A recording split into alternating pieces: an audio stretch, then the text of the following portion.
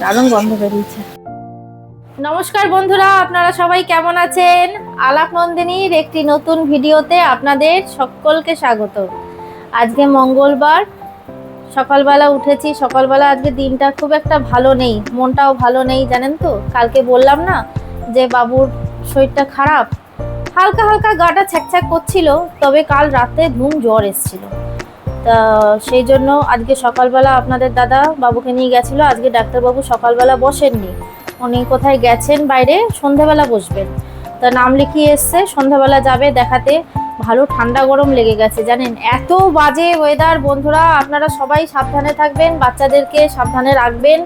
মানে পারছি না, এই মাত্র আমি ছাদ থেকে নিচে এসে একটু ফ্যানটা খুলে বসলাম।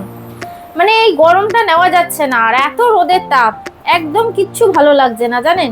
ওই রাতটুকু হলেই ওই সময়টায় ভালো লাগছে, রোদের তাপ নেই, অত কিছু নেই, গরম লাগে না অতটা রাত্রেবেলা। এই দিনের বেলাটায় না পারছি না। এই তারপর আবার এই গ্যাসের সামনে দাঁড়িয়ে রান্না বান্না করা। তা বাবুর শরীরটা ভালো নেই তো, সকালবেলা থেকে মন মেজাজটা খুব একটা ভালো নেই। তা দেখি রাত্রেবেলা ডাক্তার দেখানো হবে, ওষুধ খেলে সেরে যাবে। তবে শরীরটা খুব খারাপ হয়েছে জানেন। আবার ওদের এই 1 জুলাই থেকে পরীক্ষা শুরু হচ্ছে, তা দেখা যাক। বলছে মা খুব মাথা ব্যথা করছে, শরীরটা ভালো লাগছে না। জ্বর হলে, সর্দি কাশি হলে যা হয় আর কি, শরীরটা খুব উইক করে দেয়, ভীষণ উইক করে দিয়েছে। তা আমি সকালবেলা জিজ্ঞেস করলাম কি খাবি বল, কারণ মুখে তো কোনো স্বাদ লাগছে না, বলছে কোনো টেস্ট লাগছে না। যা হয় সর্দি হলে তো মুখে একদমই স্বাদ থাকে না। বলছে যে মা পাউটি মাখন খাবো, বেশি করে মাখন ভরিয়ে দাও।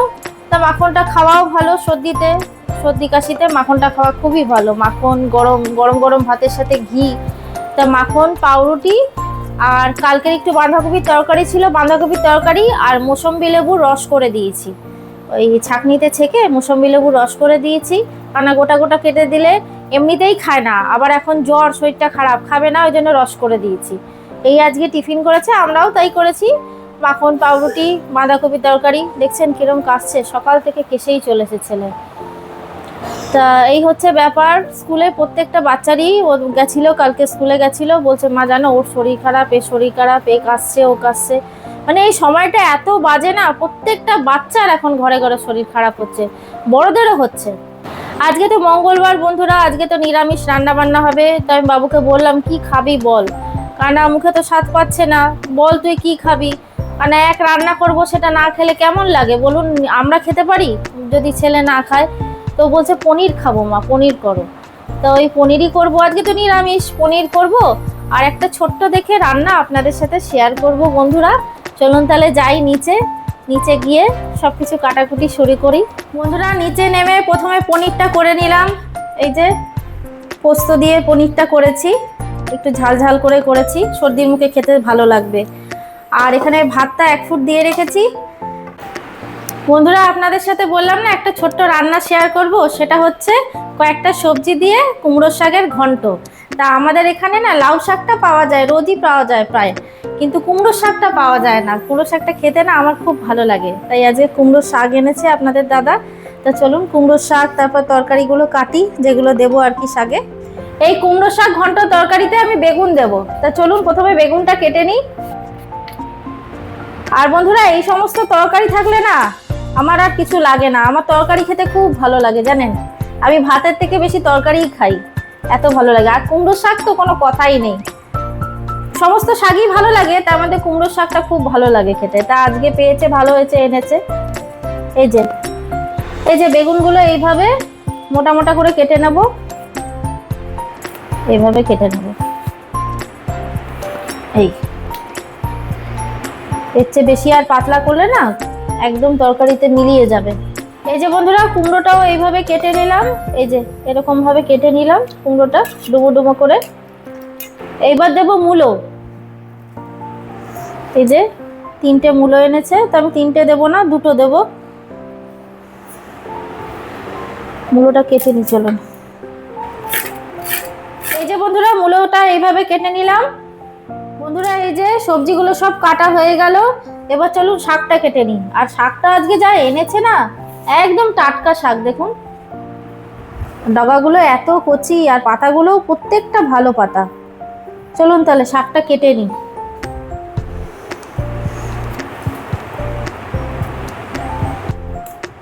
বন্ধুরা সব তো কাটা হয়ে গেল, এই যে সমস্ত সবজি কেটে নিয়েছি। আর এইখানে কুমড়োর ডাঁটাটা আলাদা করে ধুয়ে ভালো মতন ছোট ছোট করে কেটে রেখেছি। আর এখানে কুমড়ো শাকটাও কেটে জল দিয়ে ধুয়ে রেখেছি। আর এইখানে একটা প্লেটের মধ্যে সর্ষে, পোস্ত আর লঙ্কা কটা নিয়ে রেডি করে রেখেছি সমস্ত কিছু। এবার কড়াইতে তেলও দিয়ে দিয়েছি, তেলটা গরম হয়ে গেছে। বড়িগুলো চলুন আগে ভেজে নিই, কটা বড়ি দেবো। এসব রান্নাতে একটু বড়ি দিলে খেতে ভালো লাগে। বড়িগুলো লাল লাল করে ভাজা হয়ে গেছে, এবার তুলে নিই, একটা প্লেটের মধ্যে তুলে নিই।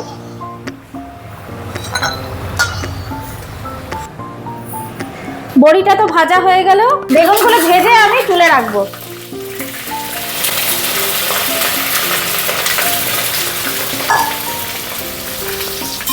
বেগুনগুলো ভালো মতন ভেজে নিয়েছি লাল লাল করে, এবার বেগুনগুলো তুলে রেখে দেবো।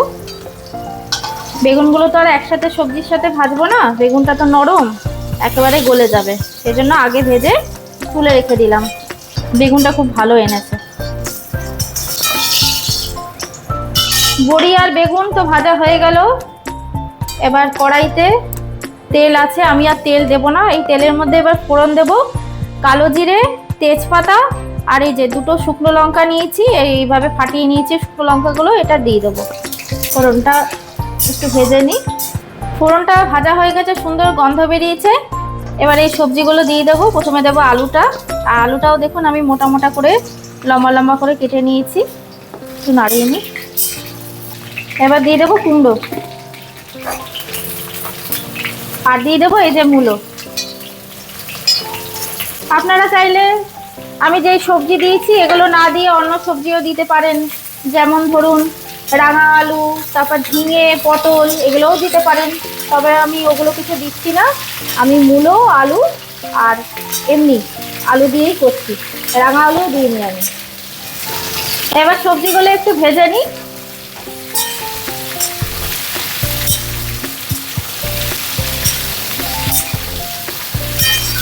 সবজিগুলো এখানে ভাজা হোক, ততক্ষণে বন্ধুরা আমি এই যে এখানে সর্ষে, পোস্ত আর কাঁচা লঙ্কা আর সামান্য একটু লবণ এই যে জল দিয়ে ভিজিয়ে রেখেছি, চলুন এটা পিষে নিই। সবজিগুলো এখানে ভাজা হয়ে গেছে বন্ধুরা। এবার আমি এর মধ্যে দিয়ে দেবো এই যে কুমড়োর ডাঁটাটা কেটে রেখেছিলাম, এইভাবে ছোট ছোট করে এটা দিয়ে দেবো এর মধ্যে। এটা দিয়ে এবার একটু নাড়িয়ে নিয়ে আর দিয়ে দেবো এই যে এখানে কুমড়োর শাক ধুয়ে পরিষ্কার করে রেখেছি, এটা দিয়ে দেবো এর মধ্যে। কুমড়োর শাকটা দিয়ে দেবো। বন্ধুরা এই যে কুমড়োর শাকটা দিয়ে দিয়েছি। এবার গ্যাসের ফ্লেমটাকে একদম কমিয়ে দিয়ে আমি এর মধ্যে দিয়ে দেবো, শাকের মধ্যে দিয়ে দেবো অল্প একটু লবণ।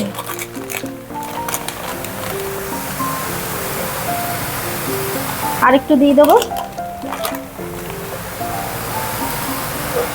এই লবণ দিয়ে এই ঢাকনাটা দিয়ে ঢাকা দিয়ে আমি 3 মিনিটের জন্য রেখে দেবো। আর এই শাকটা দিয়ে আমি একটু লবণ দিয়ে দিলাম, তার ফলে কি হবে, আরো জল ছাড়বে। লবণ দিলে তো আরো জল ছাড়ে। আর আমি কোনো রকম কোনো জল দেব না, এই শাকের জল দিয়ে কিন্তু রান্নাটা হবে।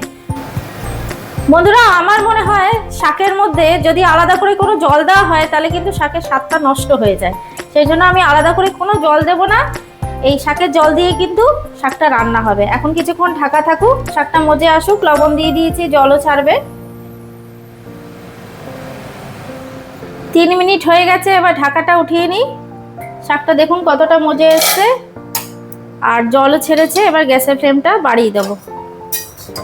এই যে জল ছেড়েছে অনেকটা, এইভাবে এবার নাড়িয়ে দেবো। নিচের সবজিগুলো উপরে উঠিয়ে দেবো।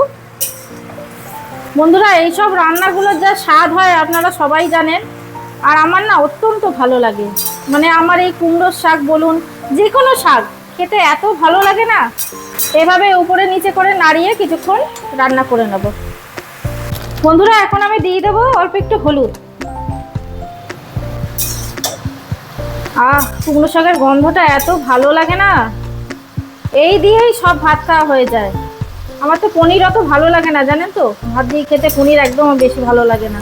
এই শাকটা আছে, এই শাক দিয়েই আমার ভাত খাওয়া হয়ে যাবে আজকে। এইবার বন্ধুরা আমি এই যে সর্ষে পোস্তটা বেটে রেখেছিলাম, সর্ষে পোস্ত লঙ্কা আর লবণ দিয়ে বেটে রেখেছি।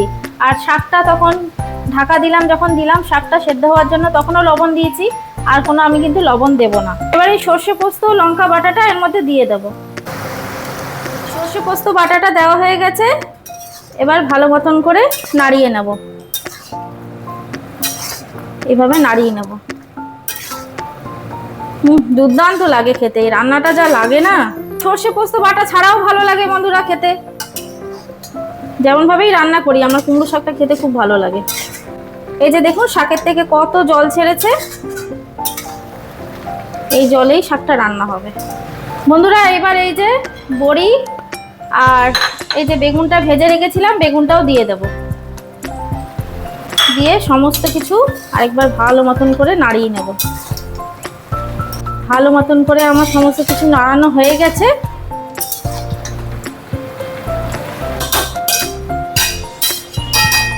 এইবার বন্ধুরা গ্যাসের ফ্লেমটাকে লো টু মিডিয়ামে রেখে আমি ঢাকা দিয়ে রান্না করে নেব 5 মিনিট। 5 মিনিট হয়ে গেছে বন্ধুরা, এবার ঢাকনাটা তুলি। দেখুন জলটা অনেকটা টেনে এসছে। এখন আমি দিয়ে দেব এই যে মিষ্টি। গ্যাসের ফ্লেমটাকে বাড়িয়ে আরো 3 মিনিটের মতন রান্না করে নেব, আর ঢাকা চাপা দেব না।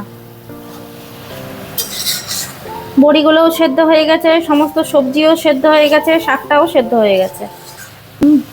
দারুণ গন্ধ বেরিয়েছে। জলটা একদম টেনে গেছে, দেখুন একদম শুকিয়ে গেছে শাকটা, একদম রেডি আমার রান্নাটা। সর্ষে পোস্ত দিয়ে কুমড়ো শাকের ঘন্ট। এবার গ্যাসের ফ্লেমটা অফ করে দিই। একটা প্লেটে আপনাদের বেড়ে দেখাই, দাঁড়ান। দুর্দান্ত হয়েছে রান্নাটা।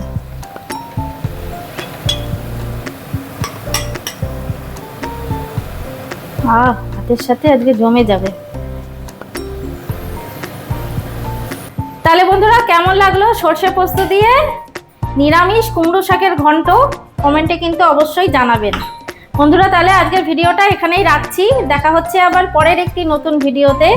আর আমার ভিডিওগুলো যদি ভালো লাগে তাহলে একটা লাইক শেয়ার করে দেবেন। আর যারা নতুন এখনো চ্যানেলটিকে সাবস্ক্রাইব করেননি তারা প্লিজ একটু সাবস্ক্রাইব করে পাশে থাকবেন। সবাই সুস্থ থাকবেন, ভালো থাকবেন, আনন্দে থাকবেন।